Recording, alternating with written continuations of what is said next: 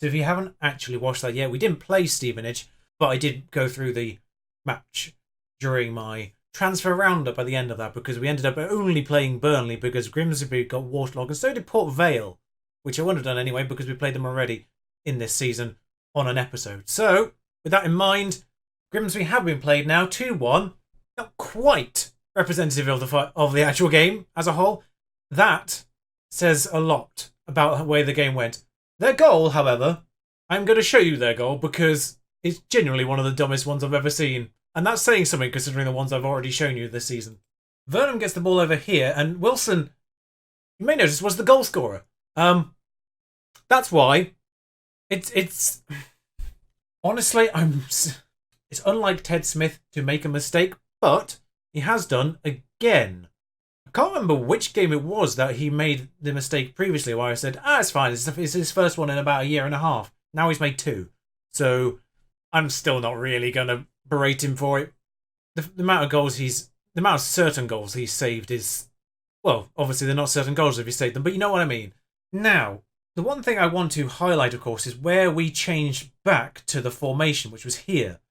This run of games. We've lost half of them, pretty much, and we've won half of them, and then there's a draw in there. So, take that out, it's about half and half in terms of games won and lost. The ones we've lost, however, and even the goals we've conceded for the most part, some of them at the very least, like the Grimsby one, freak goal. This one less so. The Burnley one was a result of a penalty, not even open play. Crew, I can't really explain, other than probably James Clark was something to do with it. But the game as a whole, we actually had marginally the better of. I think chances created wise, it was about even. Newport, fine.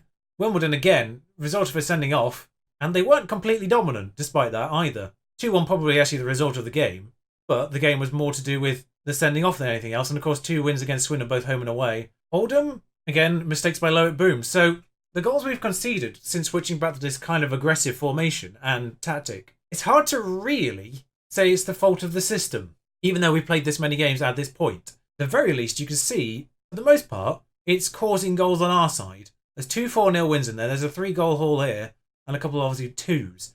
Burnley in amongst all that, and a game where we went down to 10 men and then still scored. So it's hard to really say if this formation is working / not working. It's certainly doing better than it did here. That being said, Bristol Rovers, who aren't doing particularly well after a pretty decent start, actually, and that says everything about their current form. That was the beginning of their season. That's November onwards. You can see why their manager got sacked now. Yeah. They play us after losing to Carlisle, who are down there, and Macclesfield for that matter. They've actually lost to 2 teams towards the bottom of the table. They've got another one, Swindon, soon.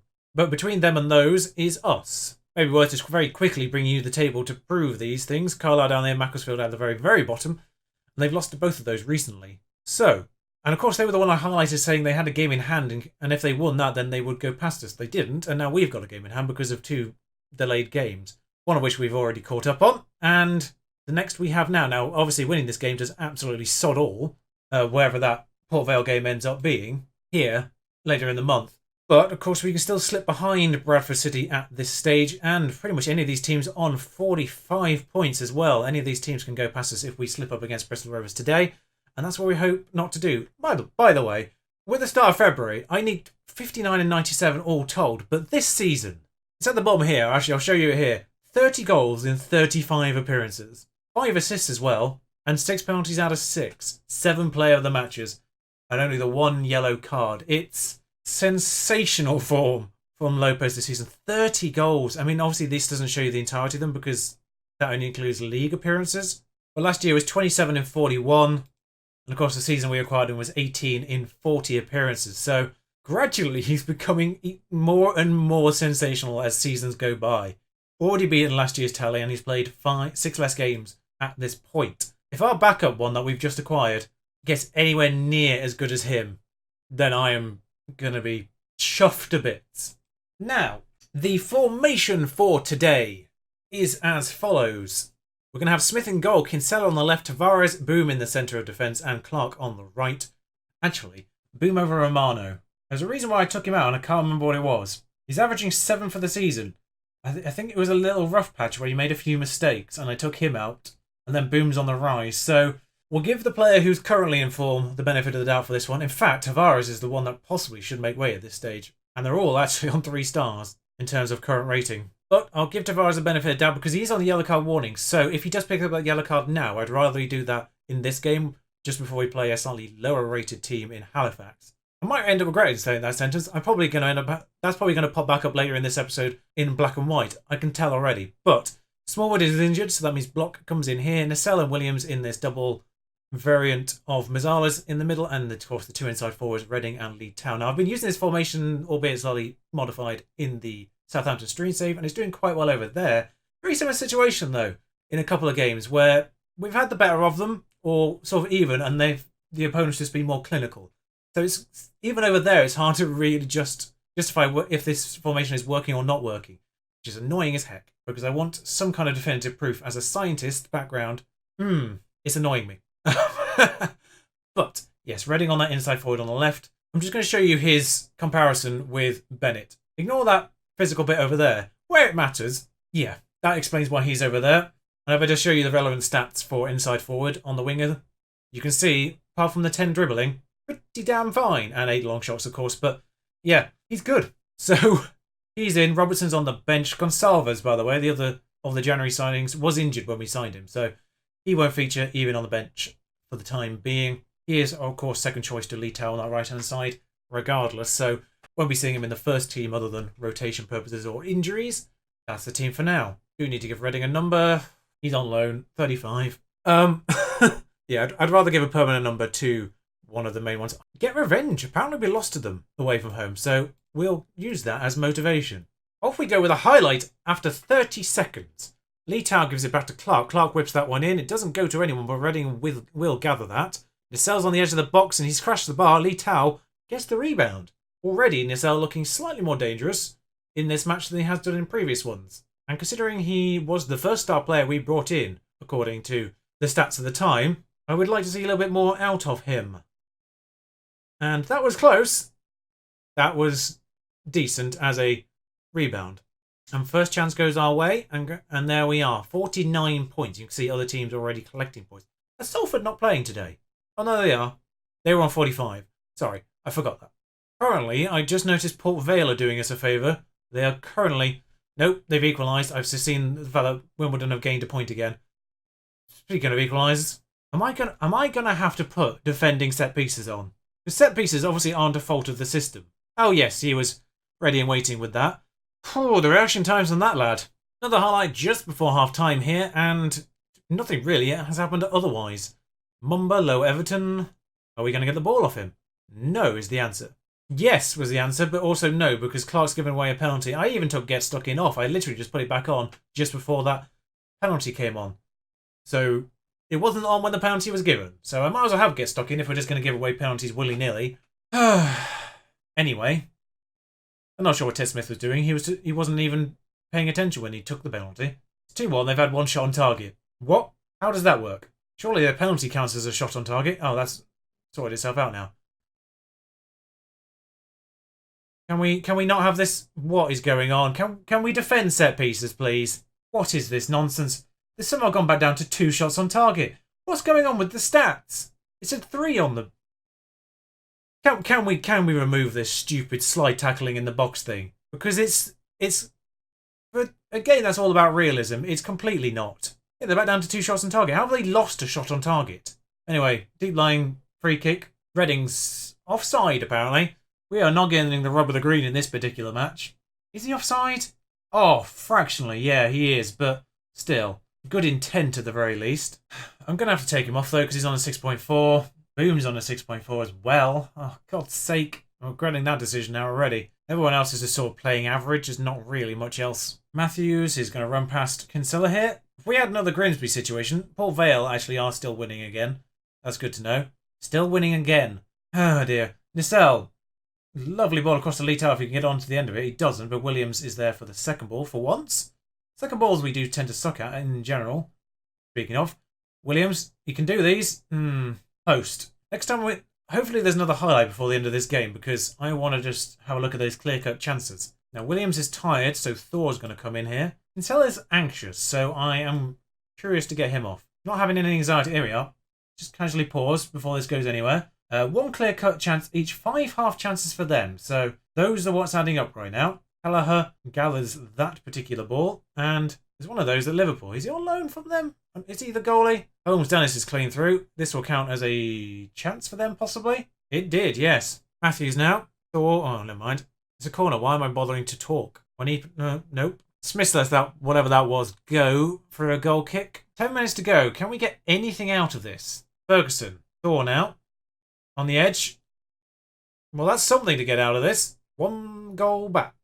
3-2. Thor here. Lovely. Oh, 3-2, and there's a chance to get something out of this again. First yellow card. A bit late now, I now realise, but I didn't pause it in time. I don't know how long it is till the next match. I'm just going to say it's not good enough. 3 days. Yeah, we can't see your training tomorrow. So the important news for the second match today is Smallwood is back from his little knock he took and suspension. I think the suspension was up for the previous match, but he did take a little knock anyway. So Smallwood is back. Block's injured now, so that's injured. He's ill. So regardless, that change has to be done. Left back, I'm very half tempted to play Boys now, even though he's not fully match sharp or any of that nonsense. But I'll put him on the bench instead of Ferguson because neither him or Kinsella seem to be performing. At the very least, Kinsella seems to be doing marginally more than Ferguson.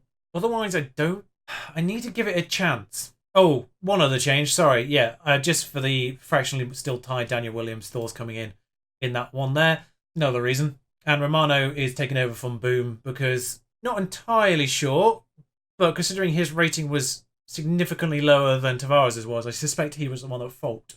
But at least one of those goals, and we don't reward that. And honestly, Romano is far more consistent. Oh, that's an attacking formation by Halifax. I've just noticed there, 24th in the form table. So they had a horrid start. They picked themselves up a little bit, and it looks like they're on a bad run again. Where are they currently? 21st. They are slipping back towards this relegation area after escaping quite nicely away from it for a bit. Earring, though. And they go close. Lyons Foster. Is he Tottenham? No, he's just genuinely theirs. Oh, no, yeah, former Tottenham. Weird that I know that. One of their players on 67% fitness after 16 minutes. I wonder if he's taken a knock. Oh, they're having a sending off. Well, again, this isn't going to help me make any conclusions about this formation because, unless, of course, they end up being dominant somehow. No, there is a player just generally on 64% fitness right now for them. Romano scored. As much as I kind of hate to do this to the only Bradford here, I suppose. I mean, for rivalry reasons, I'd like to see Halifax come up, stay up, but struggle. That's kind of the trade-off I'll happily take when it comes to Halifax. Like, I don't want them to go down, but I don't want them to do well. Clark, though, gives it to Lee Tao on this near side, and, well, gives it away. Owen will get to that first, Dennis will get to that first, and because Romano came for it, he's going to run past him. The speed in which defenders react to situations is shocking, even at the highest levels. That's nothing against Romano being sort of League 2 quality defender. The speed in which players seem to react to, oh, should I be chasing that, is appalling in this year's Engine. That's the main reason that there's so many one-on-ones, is just the reaction speed of the defenders. Clark doesn't go anywhere. Kinsella, is he going to actually do something in the game? Lee Tao? Yeah, assist is what he's going to do. Well, that's more than I've seen from my left-back for the majority of this season, so I will take it. But like I say, with the sending off, this doesn't really prove anything about the system. But we know from the Atletico Madrid beta save, at the very least, I didn't really get anything out of Madrid unless I was on attack. Anyway, short corner here. Oh, he actually takes it short. I don't know why. That was stupid. He was stood right there. Nacelle. Redding does get the ball back, thankfully, and gives it away immediately. But Cancelo's there in the eventual ending up point of this. Is he about to score him? No, he isn't. But it's something I mentioned in the stream for Southampton, but I'm going to say it again here. The advantage of the short corners is that it takes one of their players out of their defence or their attack. One of the two. I'm not sure, different teams probably have different reactions to it. Or Reading goes close, but it takes either a player out of that box defending the corner, or it takes a player out of their attack, so they're not quite there on the counter-attack either.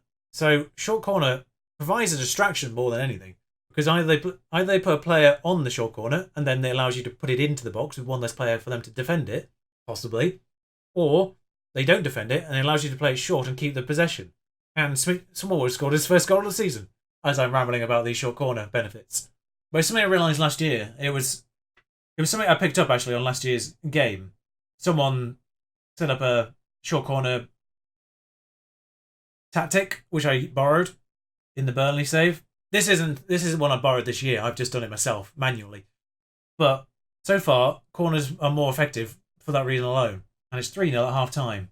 Honestly, keep it up. And as much as I kind of feel like I can come off attacking now, I would like my goal difference back a little bit. I mean, we're on 19 goals, goal difference-wise, but that can all change. Of course, again, worth noting, Salford, 2 games in hand. They will get past us if they win either of those. Or draw both. 2 points would be enough. 1 point would be enough because of their goal difference.